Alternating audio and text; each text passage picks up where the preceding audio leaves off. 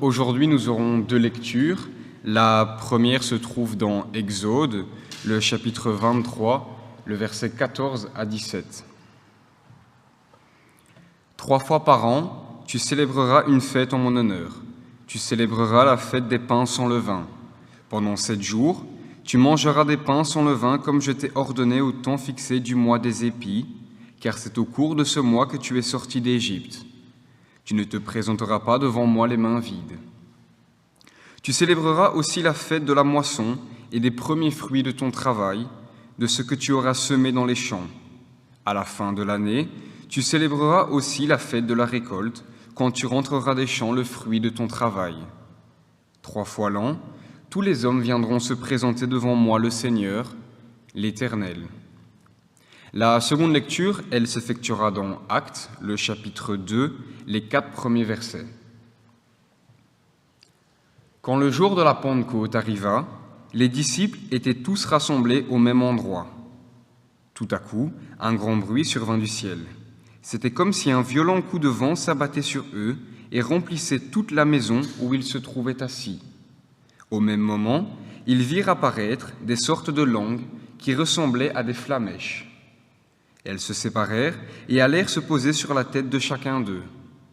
Aussitôt, ils furent tous remplis du Saint-Esprit et commencèrent à parler dans différentes langues, chacun s'exprimant comme le Saint-Esprit lui donnait de le faire. Amen. C'est une grâce encore aujourd'hui d'être parmi vous et nous saluons ceux, mon mari se joint à moi, que nous n'avons pu encore saluer. C'est vraiment une bénédiction que de fêter cette fête avec vous ce matin. Et cette fête de Pentecôte fait partie des fêtes que nous fêtons traditionnellement.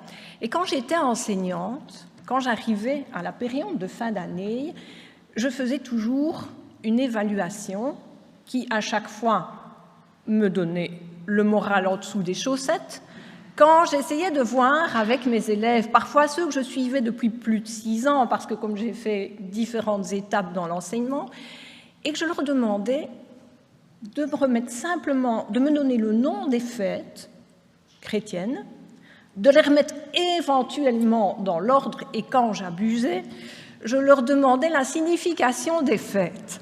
Et là, à part des lapins à Pâques et une bûche à Noël, j'avais pas grand-chose de chrétien, et je me demandais comment j'avais pu faire, alors que je leur avais parlé et qu'ils ne savaient quand même pas. Et je me suis dit, mais si on faisait un micro-trottoir aujourd'hui dans la rue et demandait, tiens, qu'est-ce que c'est que ce jour? Que célébrons-nous dans notre judéo-christianisme? Peu, je pense, pourraient nous répondre.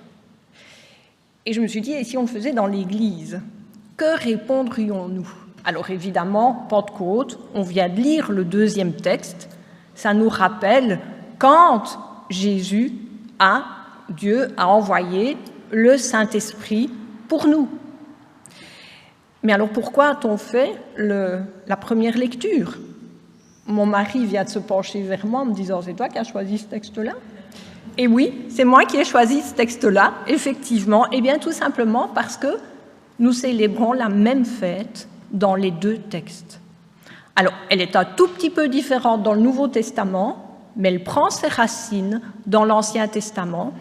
Et je me suis dit que pour bien comprendre ce que Jésus voulait nous dire, avec « je ne vous laisserai pas orphelins et je vous donnerai quelque chose », il fallait que nous revenions aux racines de la fête.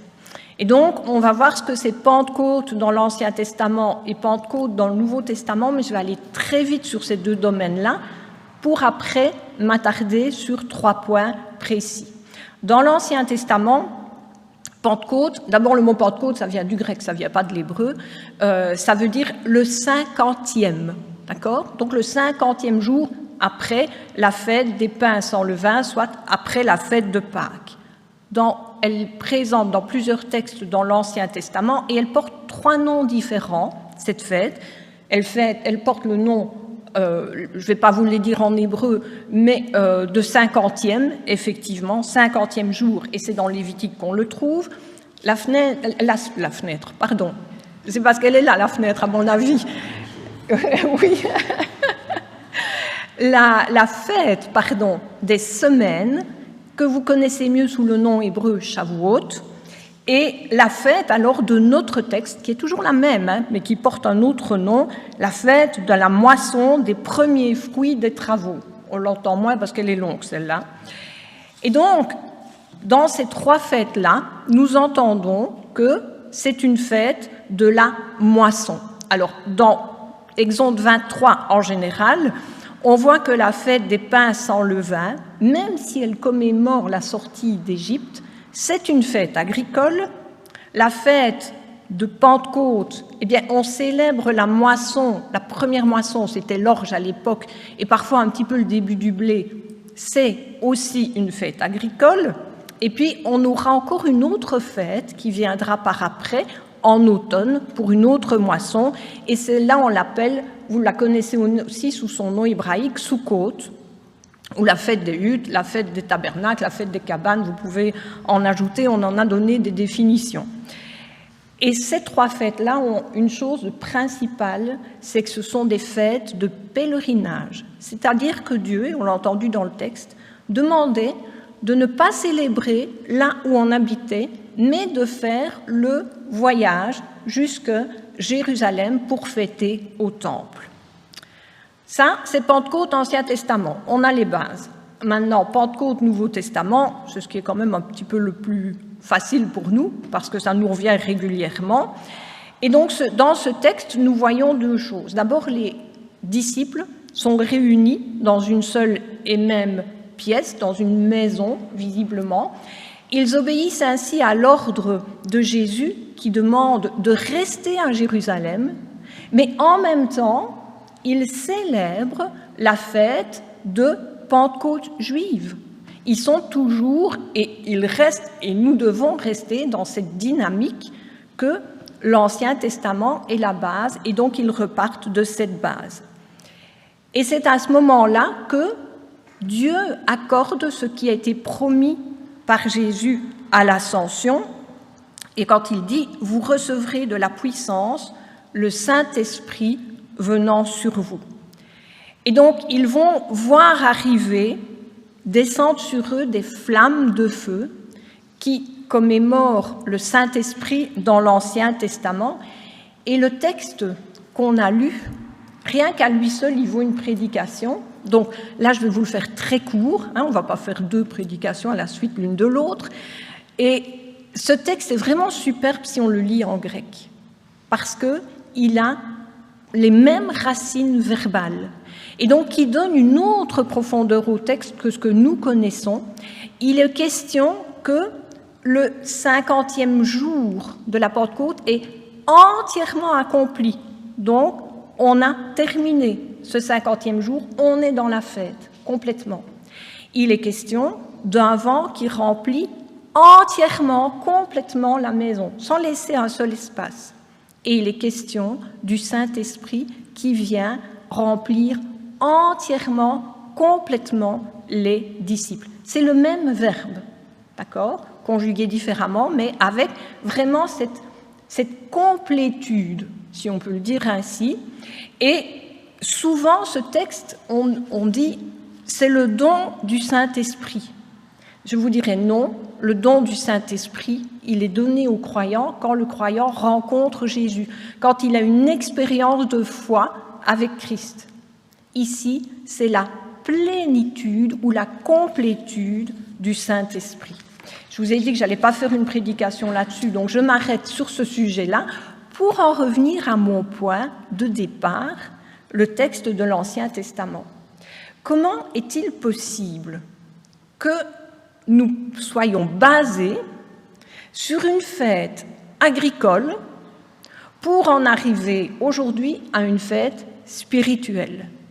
Comment est-ce que une fête a ainsi glissé, a changé complètement pour en arriver à ce que nous fêtons aujourd'hui?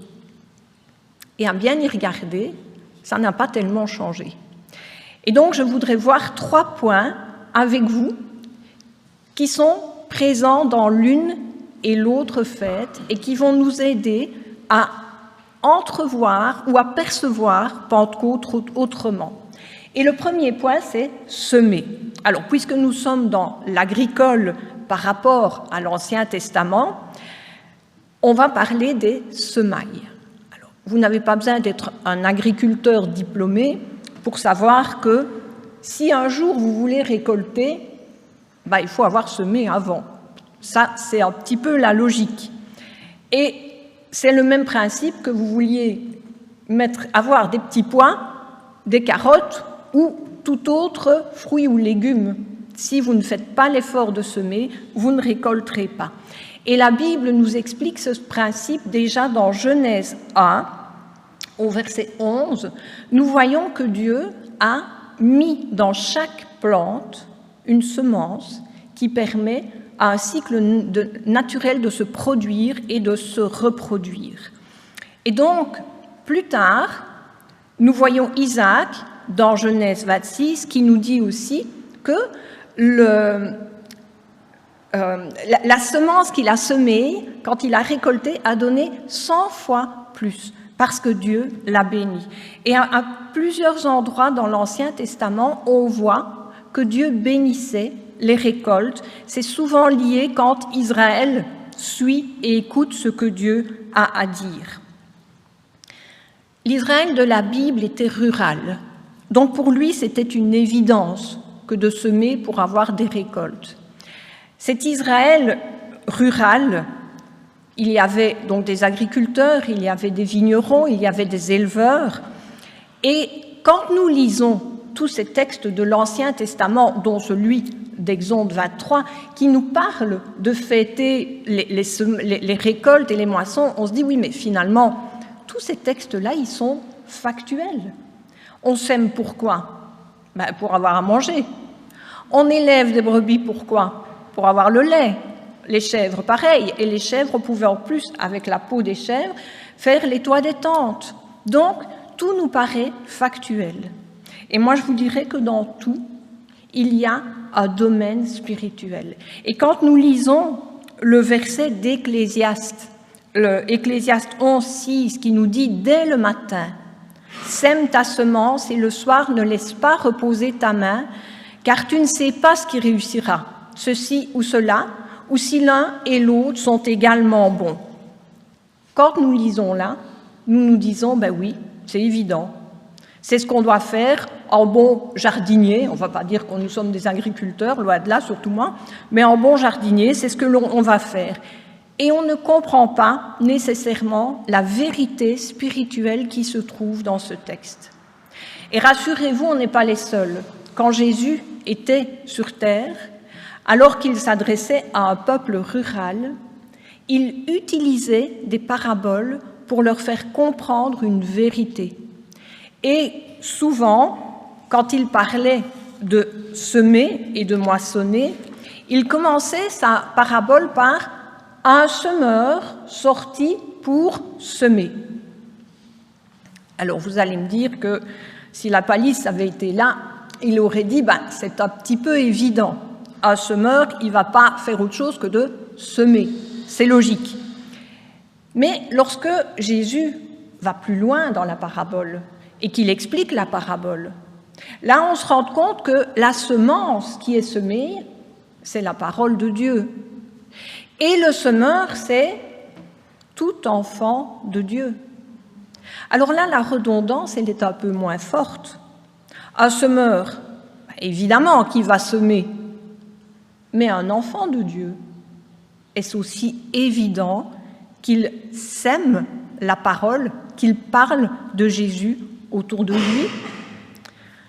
Quand nous lisons au moment où Jésus est un peu après sa résurrection et qu'il parle à ses disciples, il leur dit dans Matthieu 28, 19, « Allez donc et faites disciples toutes les nations, les baptisant dans le nom du Père, du Fils et du Saint-Esprit. » Allez donc.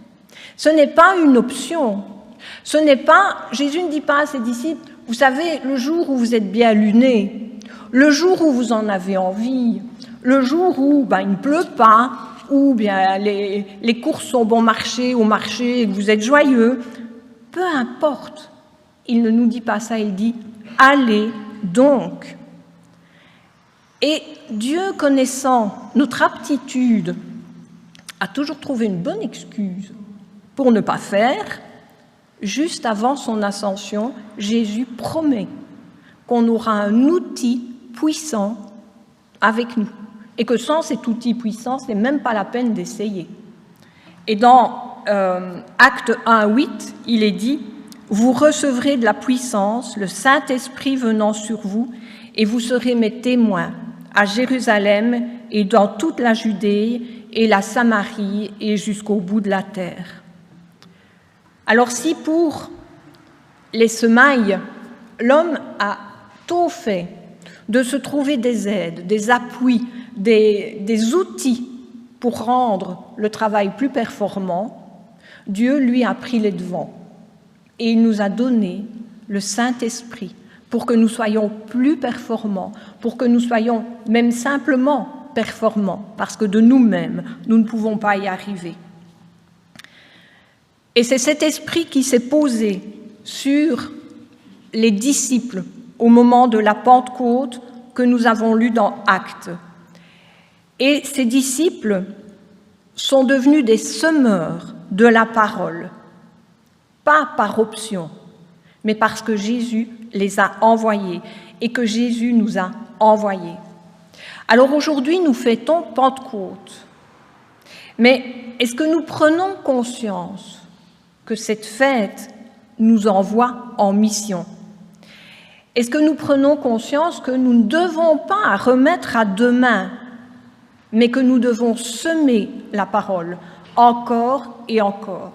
Alors il y en a qui diront « Oui, mais je suis quand même un peu jeune dans la foi. » Nous venons de lire dans Ecclésiaste « Dès le matin », ça veut dire tu ne tardes pas.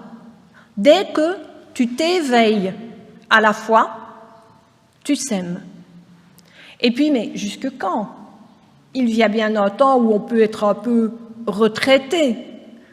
Et le texte des Ecclésiastes de nous dire « jusqu'au soir ». Ça veut dire jusqu'à ce qu'il n'y ait plus de possibilité de rien faire, jusqu'à la mort. Tu continues à semer.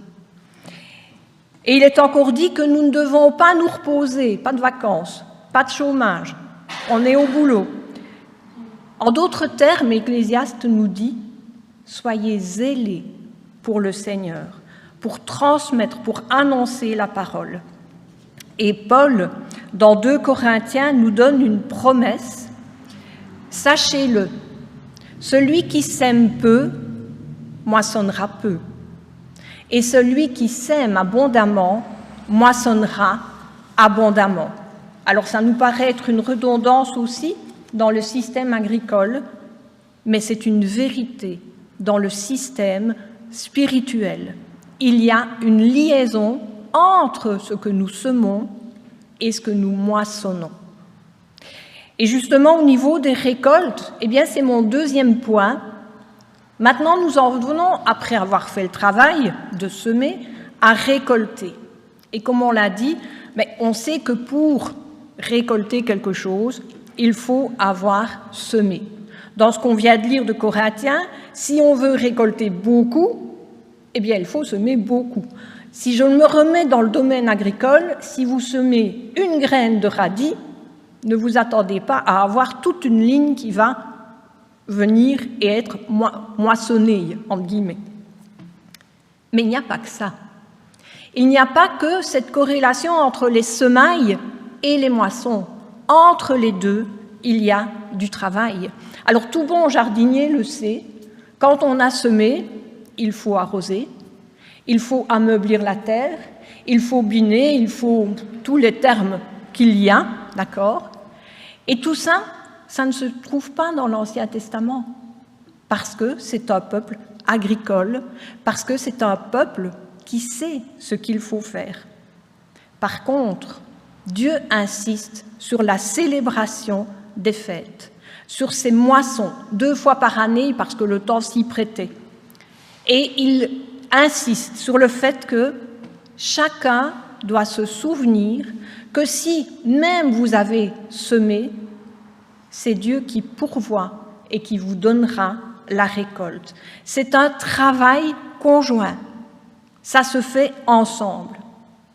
Et c'est le même travail dans le domaine spirituel.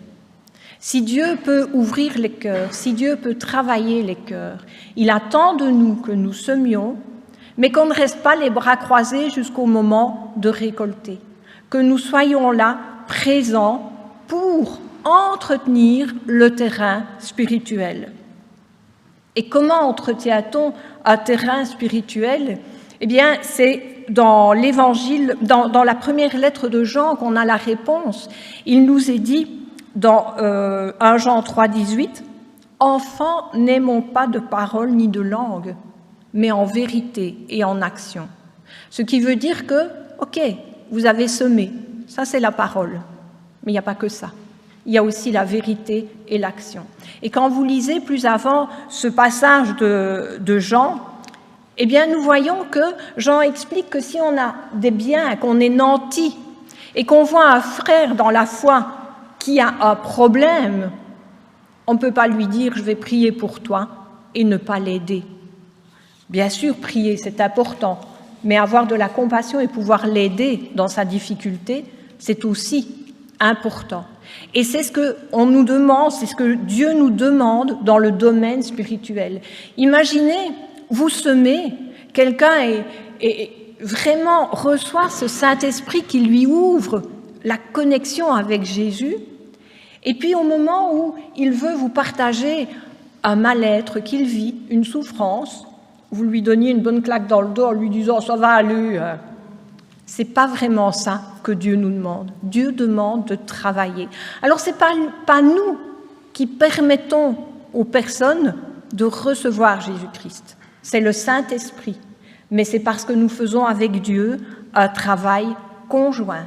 C'est parce que nous mettons en pratique ce que Jésus a dit dans Jean 13, « Je vous donne un commandement nouveau, aimez-vous les uns les autres comme je vous ai aimés. » On attribue ce texte bien souvent aux frères de l'Assemblée, même l'Assemblée élargie, d'accord ? Et donc, entre chrétiens, on doit s'aimer, on doit se comprendre. Mais comment pouvons-nous annoncer une parole de liberté, une parole d'amour, si nous n'aimons pas ceux à qui nous l'annonçons ? Dans votre potager, j'imagine que vous avez l'habitude de travailler tout seul. Ainsi, vous semez, vous nettoyez, vous arrosez, vous récoltez. Dans les grandes entreprises, il n'en va pas de même. Souvent, le travail est partagé, chacun a sa spécialité. Et dans le domaine spirituel, il en va comme dans les grandes entreprises.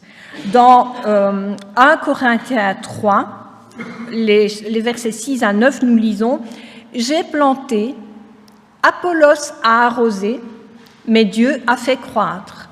En sorte que ce n'est pas celui qui plante qui est quelque chose, ni celui qui arrose, mais Dieu qui fait croître. Celui qui plante, celui qui arrose sont égaux, et chacun recevra sa propre récompense selon son propre travail, car nous sommes ouvriers avec Dieu, vous êtes le champ de Dieu, l'édifice de Dieu. » Et donc, si nous avons spirituellement un travail à produire des semailles à la récolte, nous savons aussi que nous sommes en travail conjoint avec Dieu et que le seul qui va faire croître, c'est Dieu, et que tout l'honneur et la gloire ne reviennent qu'à Dieu.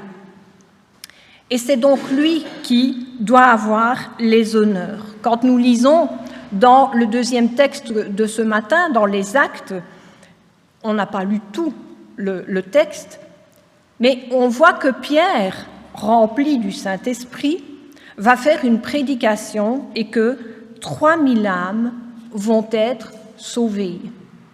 C'est bien l'œuvre du Saint-Esprit, c'est bien l'œuvre de la puissance de Dieu. Et on peut s'en réjouir, évidemment, et ça peut nous encourager à faire ce que Galates nous dit, ne nous lassons pas de faire le bien, car au temps convenable, nous moissonnerons si nous ne défaillons pas. Même si nous n'avons pas semé, même si nous n'avons pas entretenu, le Seigneur nous permettra peut-être de moissonner, mais nous ne serons pas plus que celui qui a semé ou que celui qui a arrosé et entretenu. On a un travail conjoint.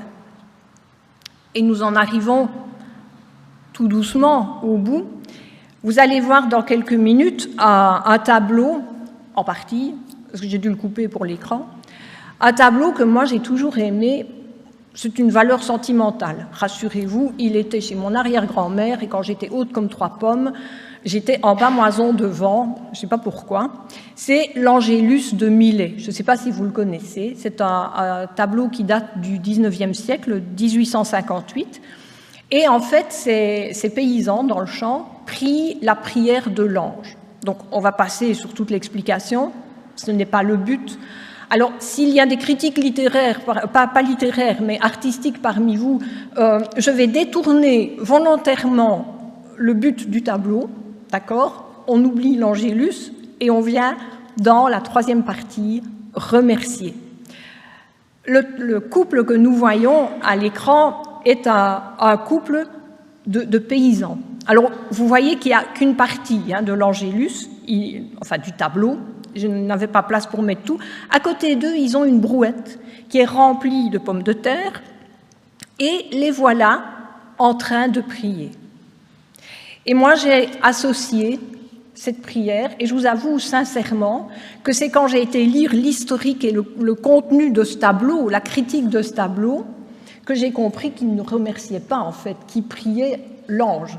D'accord ? C'était tout à fait différent. C'est ça que je dis, les critiques d'art, ne me lâchez pas. Je détourne la signification du tableau, mais je sais quand même quelle est sa signification originale. Et dans les textes que nous avons lus ce matin, nous ne voyons pas spécifiquement qu'il est dit que nous devons remercier. Ça paraît une évidence, mais pas nécessairement.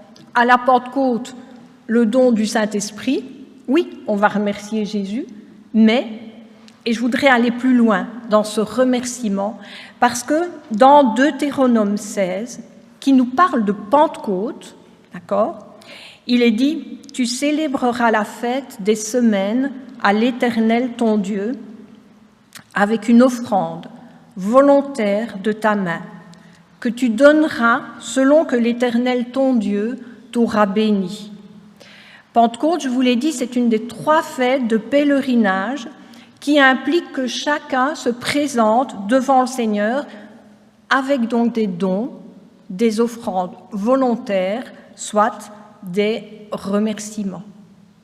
Et nous pouvons nous réjouir et remercier Dieu à notre Pentecôte du don du Saint-Esprit. Alors vous allez me dire, Pierre et les disciples, en voyant 3000 âmes venir à Christ, ils avaient de quoi se réjouir.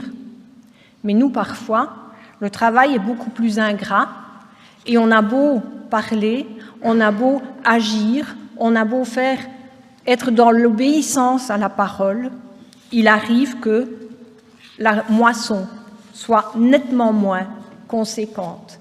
Alors, pouvons-nous nous en réjouir quand même ? Dans l'Évangile, Jésus parle encore en parabole et il raconte 2 paraboles. La parabole de la brebis perdue et la parabole de la drachme perdue. Et la conclusion de ces 2 paraboles est la même. Il y aura de la joie dans le ciel pour un seul pécheur qui se repent. Il y aura de la joie devant les anges de Dieu pour un seul pécheur qui se repent. Ça veut dire que notre joie, notre remerciement, notre reconnaissance à Dieu doit être la même qu'il y ait 3000 âmes qui rencontrent Jésus ou qu'il y ait une seule personne, seulement aurions-nous envie de dire. Ça, c'est aussi Pentecôte. Et ce matin, alors que nous célébrons cette fête de Pentecôte, moi je souhaite que cette fête ne soit plus une fête annuelle, que ce ne soit plus une fête traditionnelle, mais que ce soit une fête qui soit dans notre quotidien. Parce que nous avons à semer tous les jours. Il faut que nous en ayons conscience. Nous aurons aussi à récolter, mais pour ce faire, il faut que nous prenions la peine de travailler conjointement avec Dieu. Et nous aurons aussi à remercier, parce que avec la peine que nous nous serons donnée, avec le travail de Dieu dans les cœurs, nous pourrons voir du fruit et du résultat. Alors ce matin, je vous souhaite pour aujourd'hui une très bonne fête de Pentecôte. Je vous souhaite pour demain une très bonne fête de Pentecôte. Et en fait, je vous souhaite pour tous les jours de l'année une très bonne fête de Pentecôte. Amen.